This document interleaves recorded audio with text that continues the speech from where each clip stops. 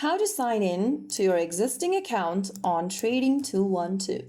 Hi everyone, welcome back to Trading for Beginners. If you're looking for a way to log in to your existing Trading 212 account using the Trading 212 application, first of all, launch open the app on your device and in the login area, go ahead and enter your correct email address. You'll need to type in your email and password, so make sure you're typing in the correct one.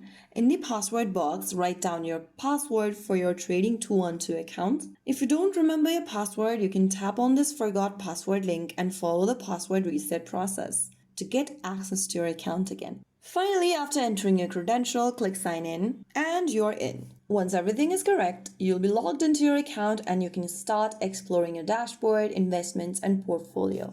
So there you have it. If you found the video helpful, don't forget to like, share, and subscribe to our channel. I will be back again in the next video. Stay tuned and thanks for watching.